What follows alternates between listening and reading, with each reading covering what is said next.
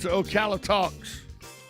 On a Wednesday, I am Tom Schmitz, your host, coming to you from the palatial studios of WOCA Radio, located just off the runway at the Ocala International Airport in the Brick City, beautiful Ocala, Florida.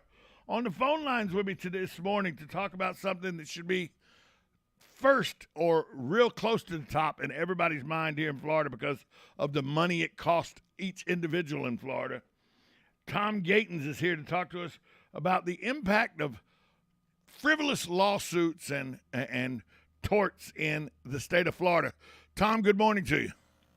Good morning, Tom. Thanks for having me. You know, when we talk about the impact that lawsuits have, people go, well, I didn't file a lawsuit. Nobody's filed a lawsuit against me. Lawsuits aren't affecting me. I haven't been to court. How wrong are they? Well, just to give you one number that just will shock people, since 2013, $15 billion has been paid out in claims on homeowners insurance claims in Florida, 71% of which has gone to attorney's fees. And that's not your attorney, that's their attorney, right? So the bottom line is only 8% of that $15 billion went to the property owners for their losses. And so it just exemplifies the fact that my organization, ACTRA, which is our parent organization, but Citizens Against Lawsuit Abuse, we do an annualized study, and there's 10 states that have been habitually on the judicial hellholes list, and Florida had been there. But thankfully to the some new Supreme Court justices that the governor put in, some really good pieces of legislation over the last several years, we just dropped off that hellholes list, so we've improved. But, it's one of those things. If you don't continue to improve, you fall back, right? Right. Well, just in the news here recently, we've heard how insurance companies are starting to drop people who are very good customers who haven't made any claims or anything because their roofs are over 10 years old instead of the 20 years that used to be. Now it's 10 years. Insurance companies are dropping you as their carrier, and they say they're doing it because of the lawsuits they've had to face for roofs and everything that are frivolous, and the insurance companies say, we're tired of paying lawyers. Tom, that's exactly right. And so this is scary. Let me just tell you what we just found out this week in Florida, and that the property insurance crisis is just getting worse and worse, as you just point out. Heck, last year I had my letter from my carrier. I've been in Florida since 1984. I've never filed a claim, and I've never had problems, even late on insurance. But they dropped me too. So we just found out that several insurers announced this past week that they would stop writing new business statewide. 2 additional insurers also have claims of financial stability rating problems withdrawn. And so the fate is uncertain at this time. And people in your market, Tom, are going to get those letters again.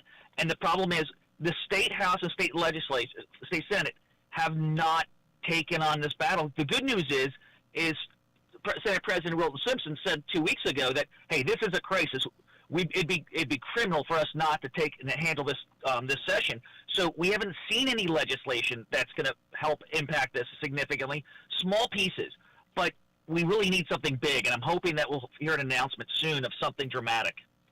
Now, when we talk about how insurance is affecting us all, that didn't even begin as we come out of the pandemic to even start thinking about. That there are going to be lawyers coming out of the woodwork with COVID-19 liability issues. There's going to be some that are founded, some that are unfounded. Where are we at as a legislature, or where are we at in making sure that when these lawsuits start to happen, that we don't have a bunch of frivolous liability lawsuits as it relates to the pandemic and COVID-19?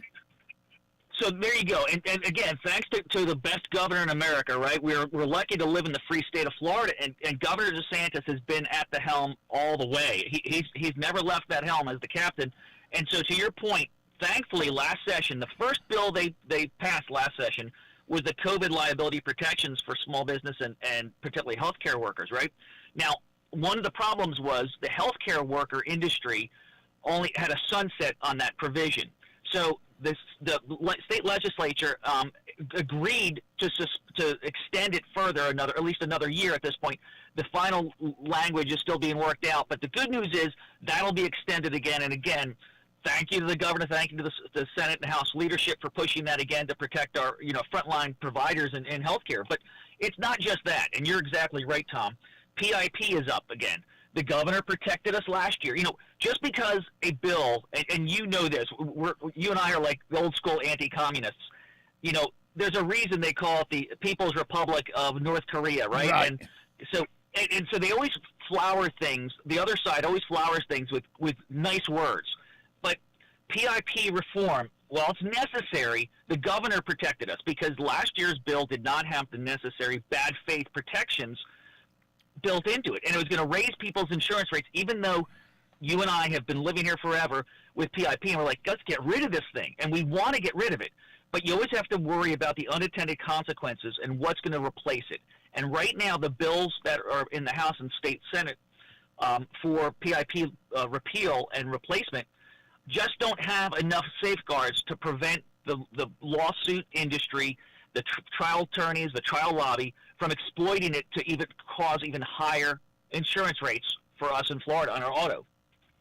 Yeah, and that the PIP, look, the PIP, something needs to be done with it because it's ineffective for the most part.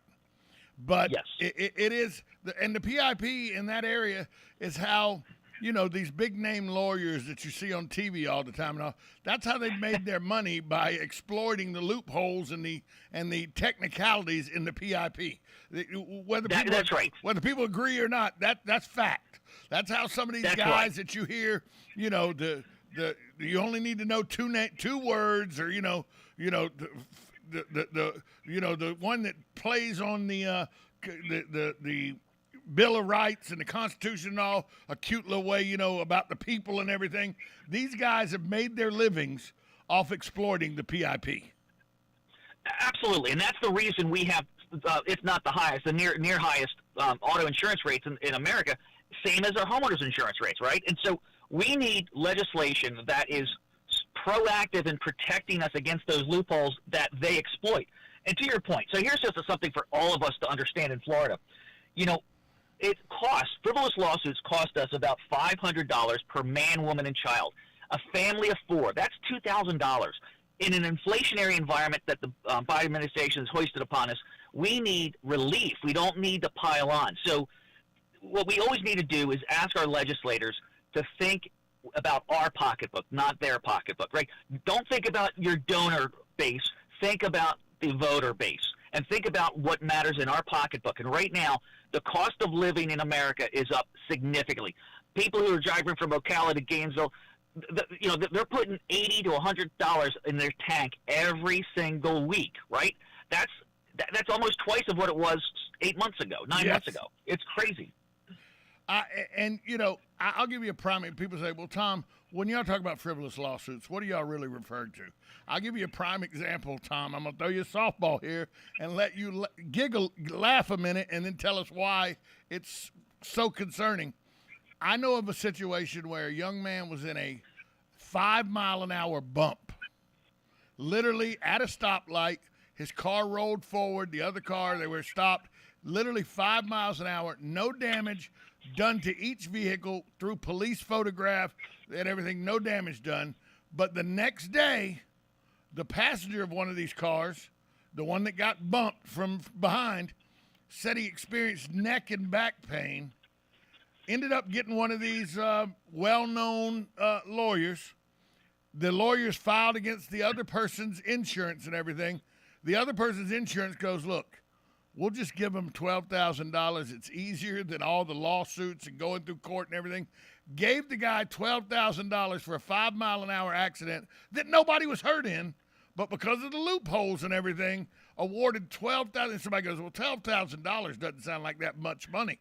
But when you multiply that over hundreds and hundreds of lawsuits like that, that's the issue here.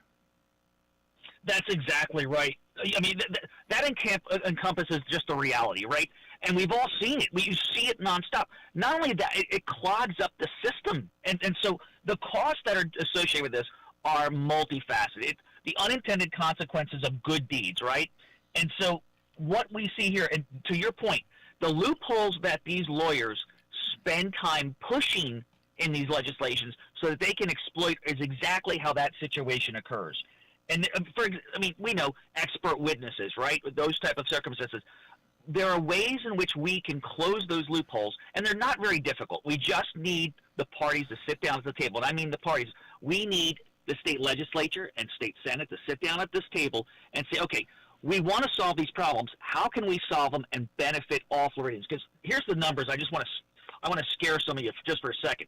If these new pieces of legislation go into effect, an independent study done by the Jimmy Petronis's office, conducted by Pinnacle Resources, an outside agency or outside entity, found that these Senate bills on PIP right now, if they went into effect, would raise costs by 48 to 77% on those people who carry lowest minimum, the minimum limits on their insurance. And that's most people. That's 40% of the drivers, 10, right? 20, 10, yeah. Exactly. So in addition, the people who carry full coverage, you and I and the people who have been around a while, our insurance would go up by an average of 13%. Why does that matter? Because the idea of removing PIP is for us to spend less on auto insurance, but we'll never spend less until they close those legal loopholes. And that's why these problems exist. And so as a consumer, because each of us are, Tom, you and I are both consumers first, right? And so because of that, we know, listen, when we were younger, we got the minimum coverage we could. But right now, 20% of the people in Florida that we're driving, if you count the cars on the road, 2 out of every 10 aren't insured. And what we can guarantee is if your rates are going to go up by 40 to 77%, that number of 20% uninsured is going to go even higher. And that means we all pay. Yep. Of course it is. I mean, like, take for instance me. My car is a 2010. It's been paid off from the bank now for a little over 4 or 5 years, right? Yep. I still carry full coverage on everything, comprehensive PIP, uninsured motorist. I cover everything because I need to make sure that in the situation where a car accident happens, if the person's underinsured or uninsured, I'm still covered. So I'm spending upwards of $160 a month for insurance coverage that I really wouldn't need if the legislation wasn't in the situation it is right now. That's correct. In fact, Tom, you just nailed another loophole. It just reminded me of one of them that's in these bills. Uninsured motorists. Uninsured motorists, but also that uninsured motorist who actually lives in your home. So the current bills that are being considered to repeal PIP, and hopefully the governor recognizes this again and veto it if it passes, unless it gets reformed and amended here during the process, which it certainly can.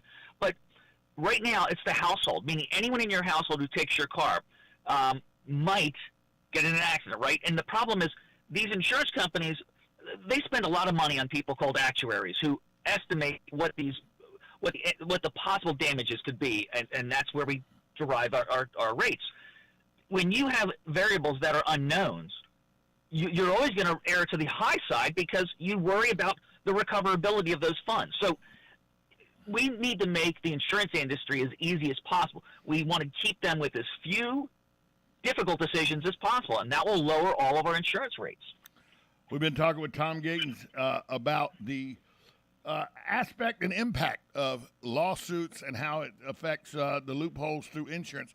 Tom, this is a subject that's not going to go away. We're going to have to continue to fight and continue to make sure that our legislatures know that these kind of things need to be cleared up through legislation and not loopholes filled in, not new legislation to creating the loopholes. So you guys keep up the good fight for us, will you? Thank you, Tom. I appreciate it. Have a great day, sir. You as well. We'll be right back after this timeout to wrap up a Wednesday edition of Ocala Talks, 1370 AM, 96.3 FM, WOCA, The Source.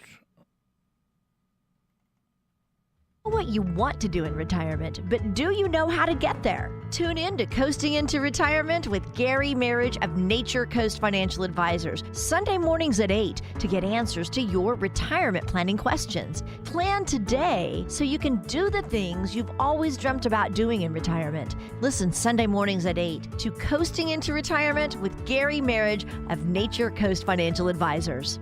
Our firm offers insurance services.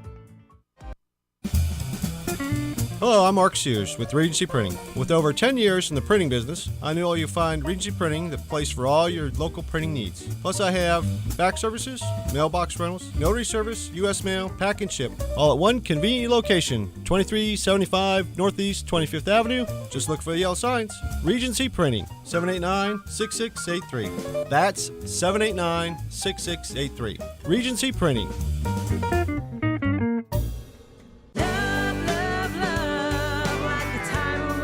Howdy, folks. RL here for Dairy Queen again to tell you about what's hot and what's not. Dairy Queen has some of the best char-grilled chicken breasts on earth, as well as their chicken breast salad. And the burgers are exceptional, cooked on a real grill for the best flavor and less fat. And for dessert, blizzards are unequaled. Personally, banana split is my all-time favorite. Dairy Queen Silver Springs, where we always treat